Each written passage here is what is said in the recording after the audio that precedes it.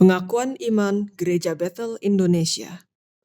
Aku percaya bahwa Alkitab adalah firman Allah. Allah yang esa itu Tritunggal adanya. Yesus yang mati, bangkit, naik ke surga adalah juru selamat, pengantara kita, dan raja segala raja. Manusia berdosa harus bertobat dan beriman agar diampuni, dibenarkan, dan dilahirkan baru, lalu dibaptis secara selam dan hidup suci. Bahasa roh adalah tanda awal baptisan Roh Kudus. Gereja melakukan perjamuan kudus dan meyakini kesembuhan ilahi. Tuhan Yesus akan datang kembali, ada kebangkitan tubuh, kerajaan 1000 tahun, hukuman kekal, dan hidup kekal. Shalom saudaraku, puji Tuhan kembali, kita akan sama-sama memuliakan Tuhan. Saya harus bangkit berdiri sama-sama memuliakan Tuhan. Bapa di surga, terima kasih pagi hari ini, saat ini kami kembali boleh menghampiri tahta kasih karunia-Mu. Engkau Allah yang bertahta di atas pujian umat-Mu. Dan kami memuliakan Engkau Tuhan. Kami suka untuk memuji-Mu, oleh karena Engkau Tuhan Allah kami. Dan biarlah Kau berkenan atas pujian kami. Dalam nama Yesus. Amin. Mari kita muliakan Tuhan. Semua ciptaan Tuhan memuliakan nama Tuhan. Haleluya.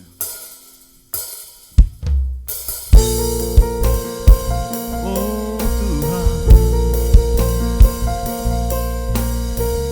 alam semesta melukiskan kebesaran-Mu ya Tuhan.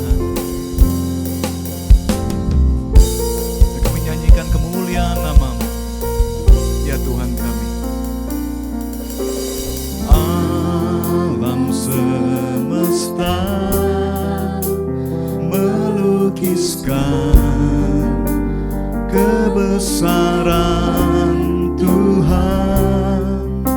Bumi dan surga menyanyikan kemuliaan nama-Mu. Hosana,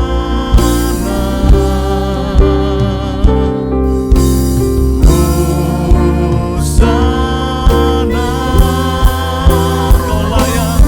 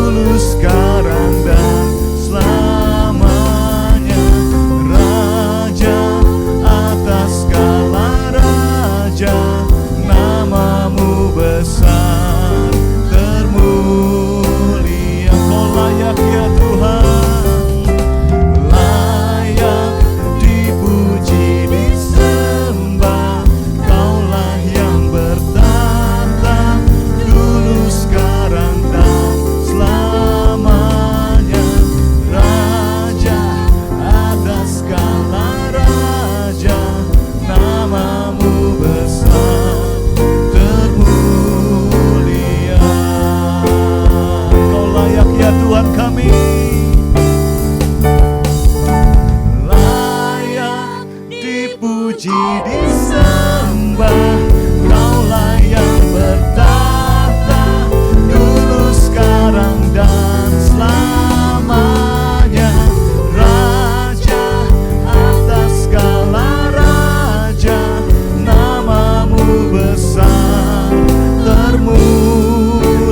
Namamu besar, namamu besar termulia. Namamu besar termulia.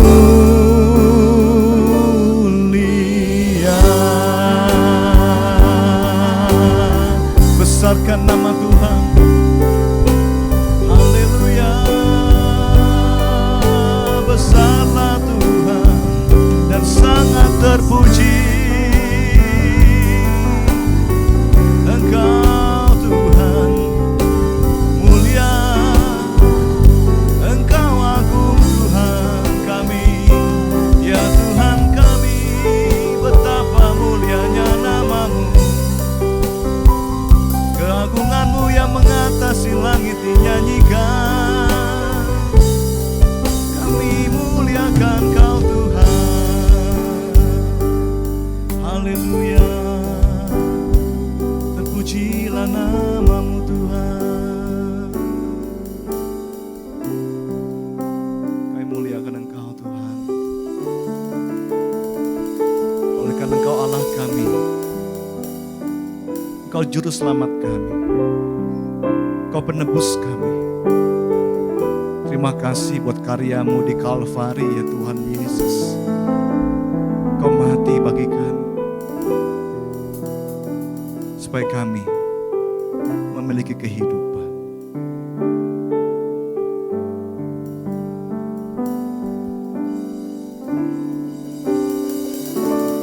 Ada tempat yang mulia, anugerah-Mu tercurah.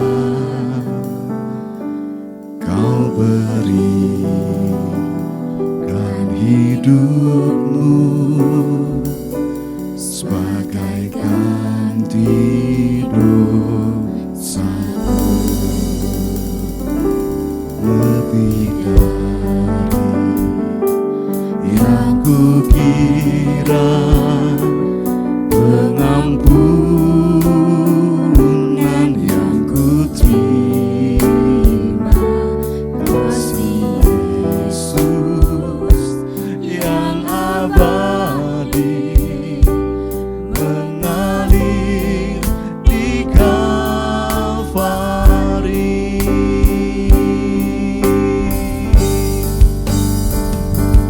Oleh karena salib-Mu,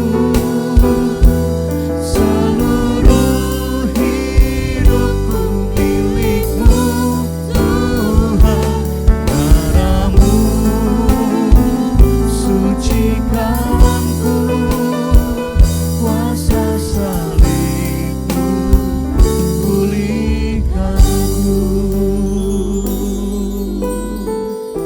Lebih dari yang kukira, Kau mengampuni setiap kami. Lebih dari yang kukira, pengampunan yang kuterima.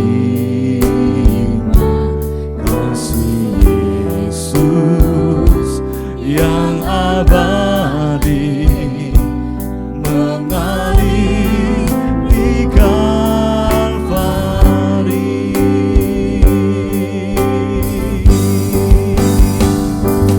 Oleh karena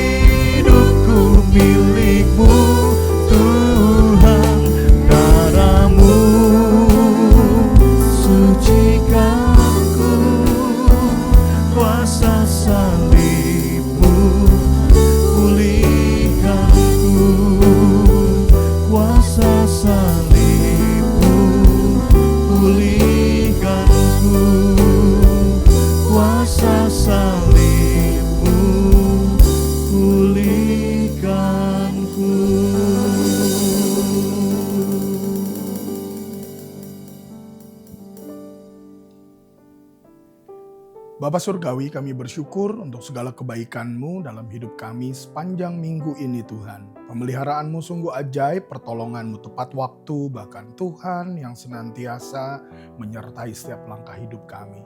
Terima kasih Bapa, pagi hari ini kami boleh beribadah kembali, menaikkan segala pujian penyembahan kami. Kiranya semua boleh menyukakan hati Tuhan.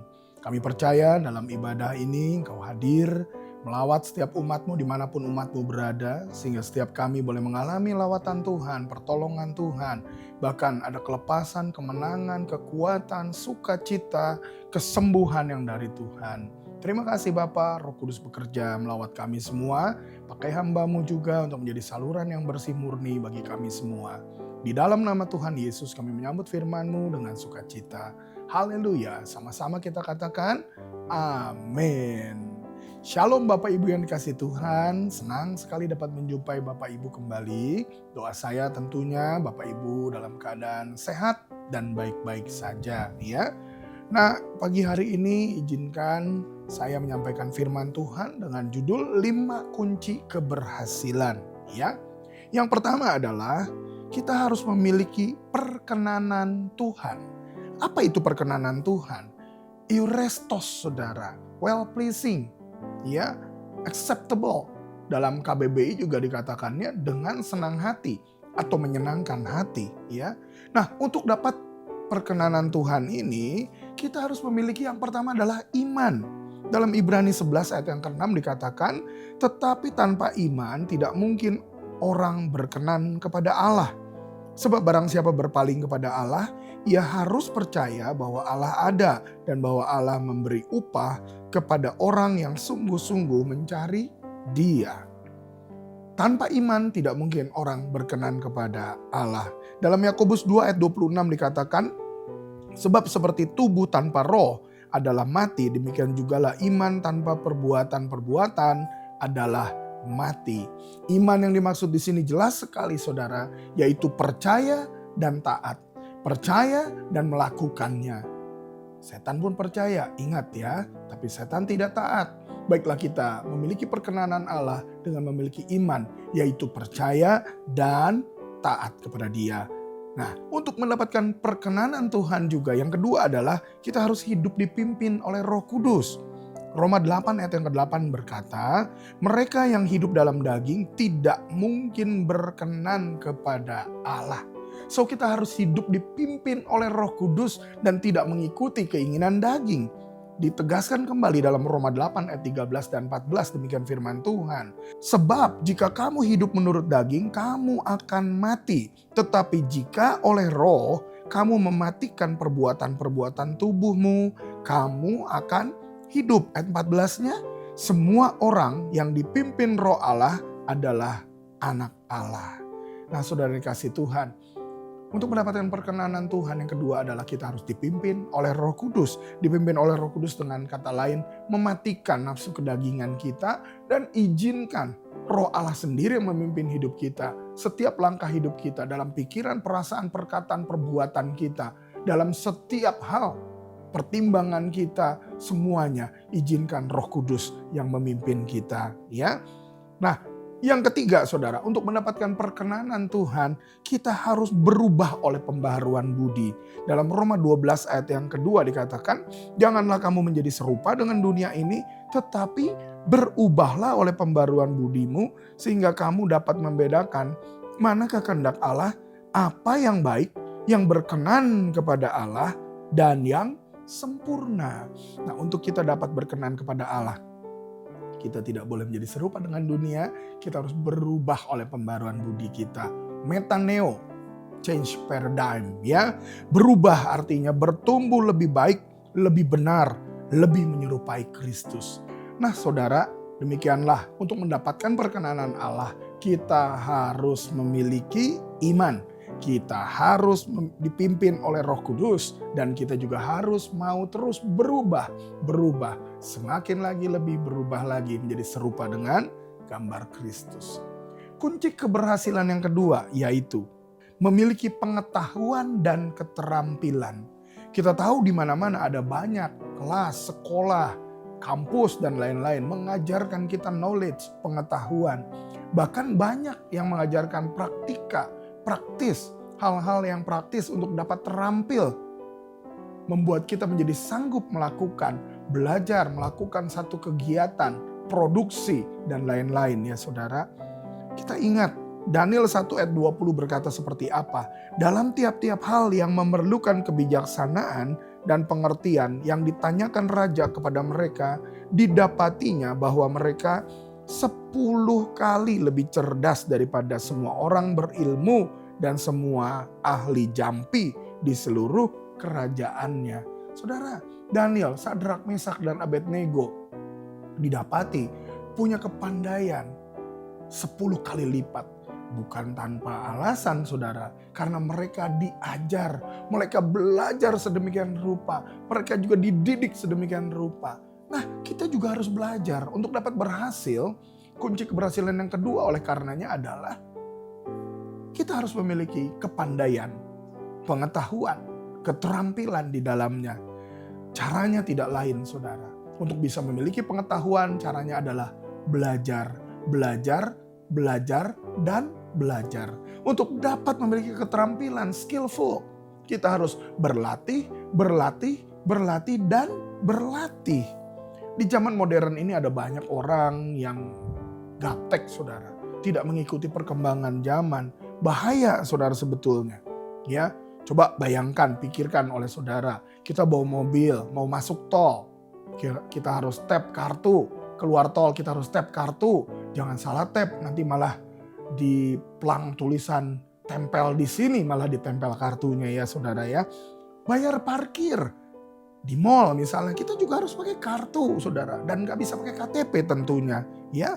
Bayar makan, berapa banyak sekarang di tempat-tempat pasar, di keramaian, di mall dan lain-lain, tidak bisa bayar dengan uang tunai lagi, harus bayar dengan kartu. Beli bensin pun sama, pakai kartu. Beli makanan, pakai kartu. Online apalagi pakai kartu.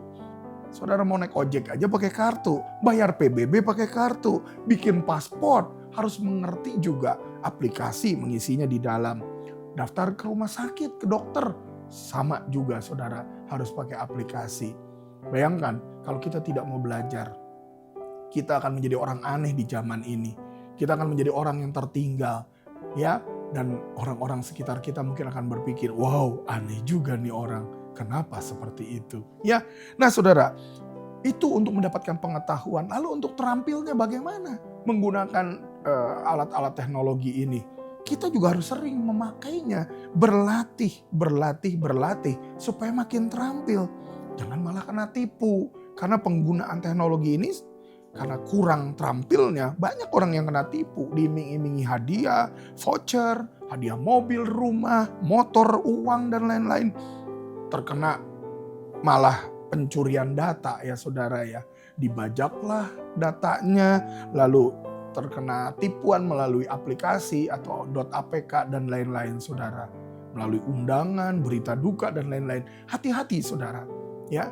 Dan kita harus belajar dan menjadi terampil. Dengan caranya lakukan. Jangan takut untuk melakukannya. Belajar dan belajar. Ya, berlatih dan berlatih.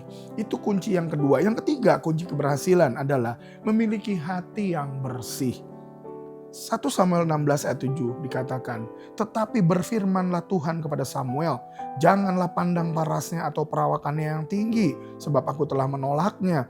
Bukan yang dilihat manusia, yang dilihat Allah. Manusia melihat apa yang di depan mata, tetapi Tuhan melihat hati. Jangan kita tertipu dengan apa yang tampak di luar, ya. Dan Tuhan sangat memperhatikan hati kita. Kalau hati kita tidak berkenan, saudara, kita akan jatuh, kita akan gagal ya saudara ya. Tidak lain saudara, untuk menjaga hati kita tetap bersih, dalam Yakobus 1 ayat 21 dan 22 dikatakan apa? Sebab itu buanglah segala sesuatu yang kotor dan kejahatan yang begitu banyak itu, dan terimalah dengan lemah lembut firman yang tertanam di dalam hatimu, yang berkuasa menyelamatkan jiwamu. Tetapi hendaklah kamu menjadi pelaku firman dan bukan hanya pendengar saja. Sebab jika tidak demikian kamu menipu diri sendiri. Ya saudara, buang segala sesuatu yang kotor dalam pikiran, dalam hati kita.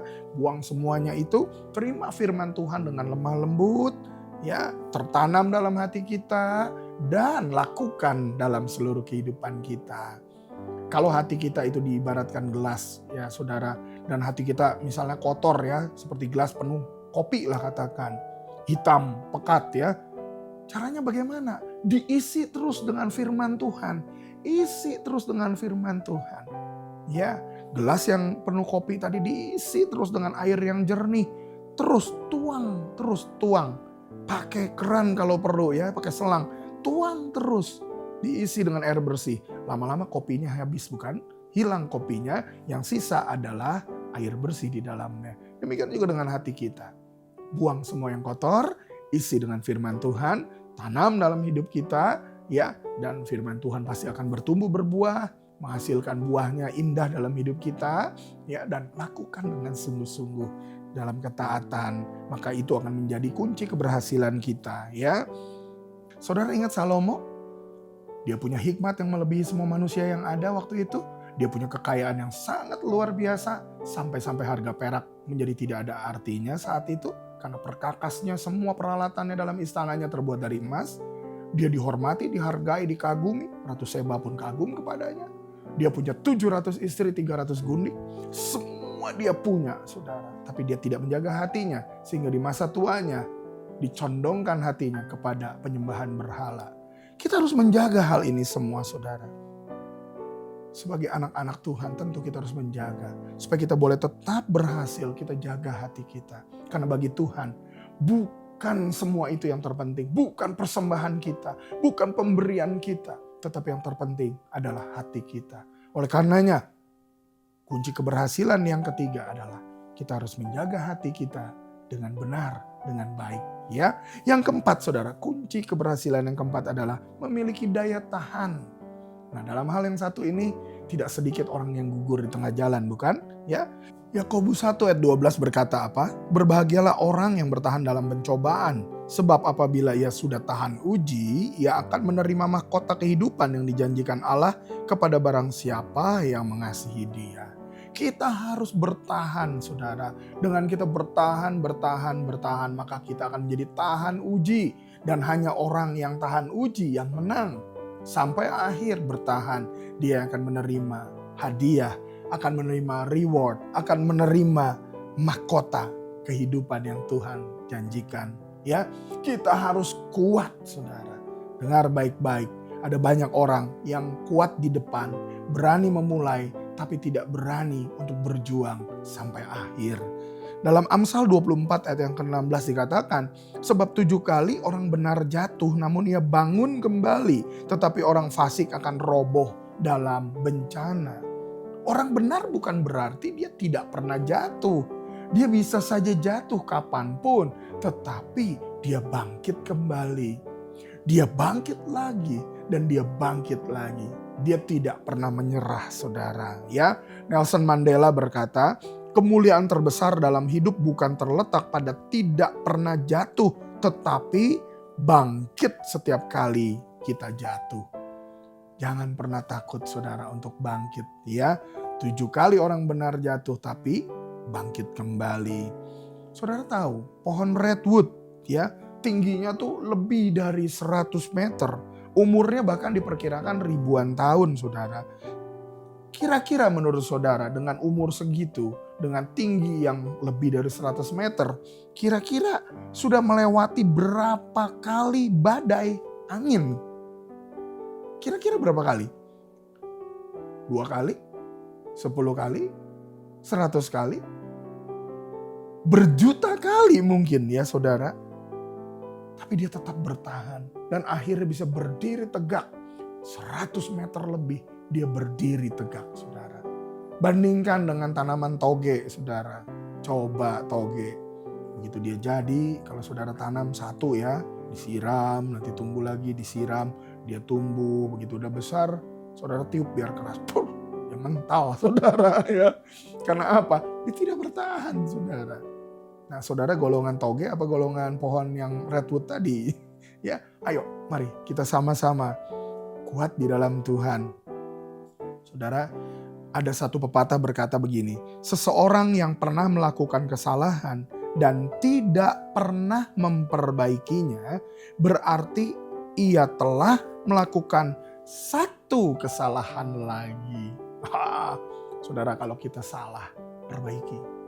Jangan tutupi. Kalau kita salah, selesaikan. Minta ampun. Selesaikan dengan jantan. Selesaikan dengan sungguh-sungguh. Ya, maka kita akan mengalami pemulihan. Kita bukan orang sakti, saudara. Kita bisa salah, kita bisa jatuh, kita bisa juga gagal. Tetapi ketika kita bangkit kembali, saya percaya Roh Kudus akan menolong kita. Tuhan akan menolong kita, memampukan kita. Sehingga kita boleh berdiri tegak kembali. Ya. Kunci keberhasilan yang kelima adalah memiliki kerendahan hati. Wah, kenapa kerendahan hati ini masuk dalam kategori kunci keberhasilan? Saudara, kerendahan hati ini penting loh buat Tuhan. Karena Tuhan benar-benar memperhatikan hati kita. Ya, coba lihat Amsal 18 ayat yang ke-12 dikatakan apa? Tinggi hati mendahului kehancuran, tetapi kerendahan hati mendahului kehormatan. Kita harus memiliki kerendahan hati. Untuk mendapatkan penghormatan, penilaian yang baik, kita harus terus jaga dengan rendah hati. Begitu kita tinggi hati, perhatikan, ini akan mendahului kehancuran. Orang yang sombong, tinggal tunggu waktunya. Akan jatuh segera, ya.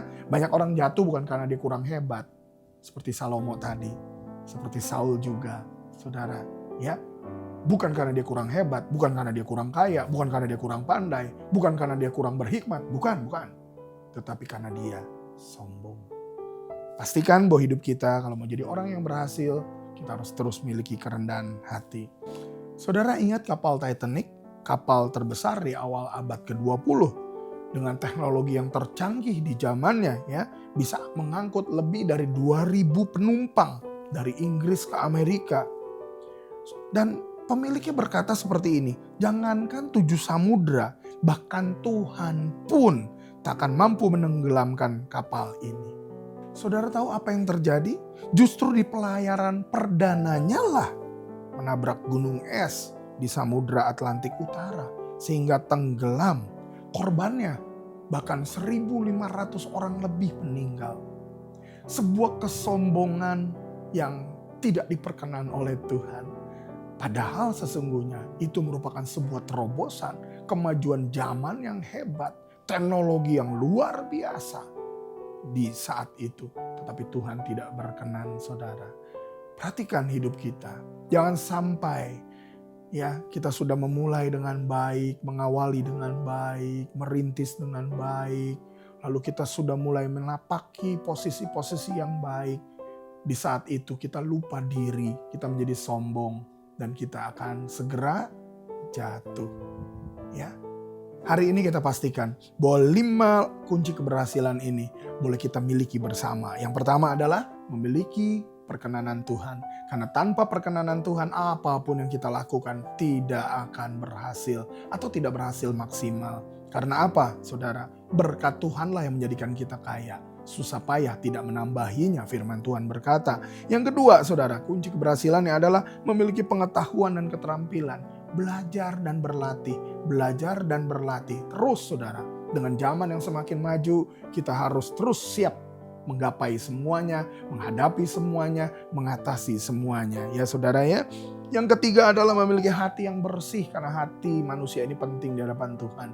Tuhan tidak bisa ditipu dengan kemegahan, dengan kehebatan, dengan semua yang ada di depan. Ya, Tuhan melihat hati kita dengan tepat, saudara.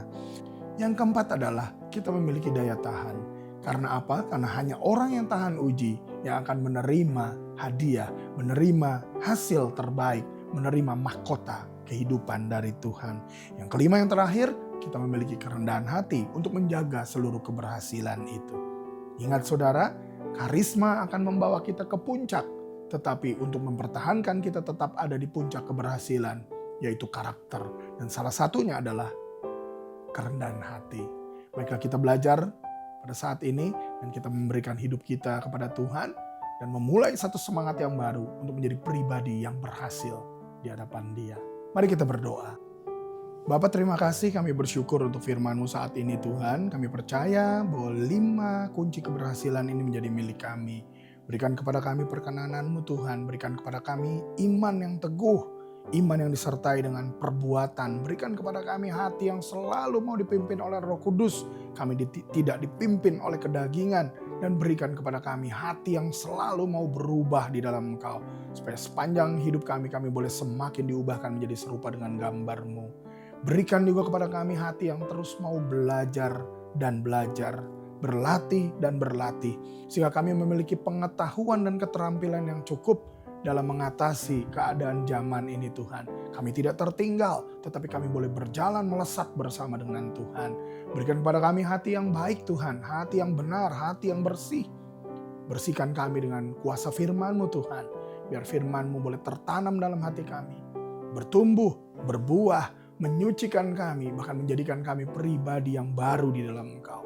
Kami membuang segala yang jahat, yang kotor, yang tidak layak dalam pikiran kami, dalam hati kami, sehingga kami semua semakin hari semakin dibersihkan di dalam Engkau.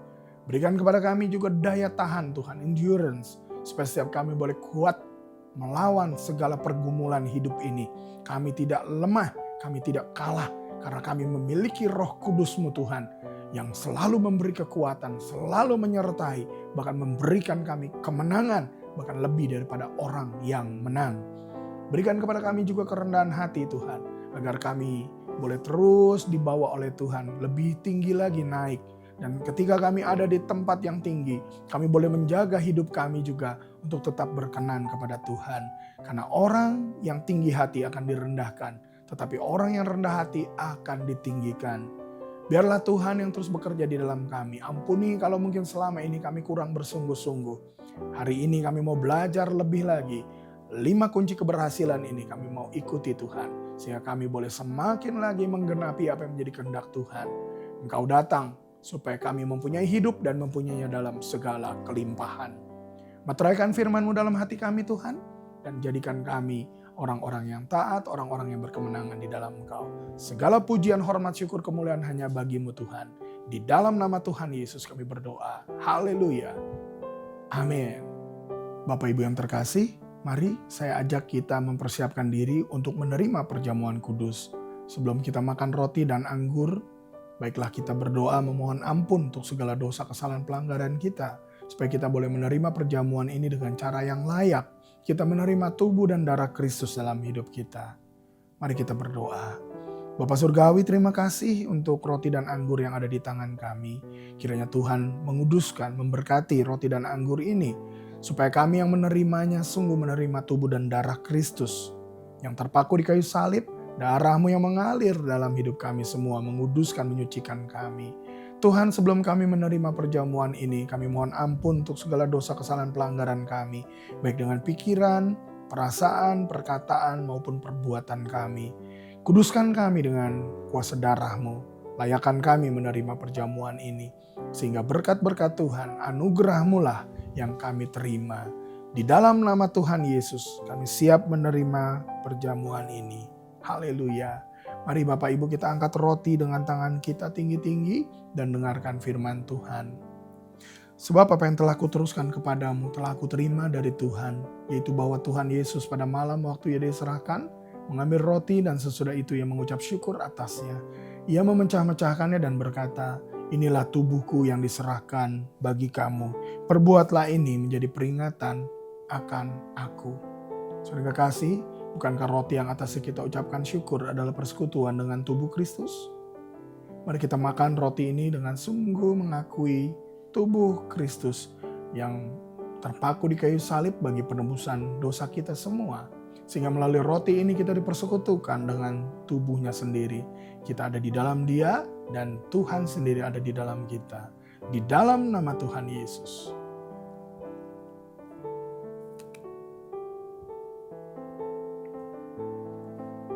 Mari kita angkat cawan anggur dengan penuh hormat juga di hadapan Tuhan. Demikian juga yang mengambil cawan sesudah makan lalu berkata, cawan ini adalah perjanjian baru yang dimateraikan oleh darahku. Perbuatlah ini setiap kali kamu meminumnya menjadi peringatan akan aku. Sebab setiap kali kamu makan roti ini dan minum cawan ini, kamu memberitakan kematian Tuhan sampai Ia datang. Saudara kekasih, bukankah anggur yang atasnya kita ucapkan syukur adalah persekutuan dengan darah Kristus? Mari kita minum anggur ini dengan sungguh menerima darah Kristus yang tercurah di kayu salib bagi penebusan dosa kita semua. Dan melalui perjamuan kudus ini, melalui roti dan anggur yang kita terima, kita boleh menjadi satu di dalam Tuhan. Bahkan kita menjadi satu tubuh Kristus di mana Yesus adalah kepala. Sambil berjanji untuk menjadi saksinya, mari sama-sama kita minum di dalam nama Tuhan Yesus.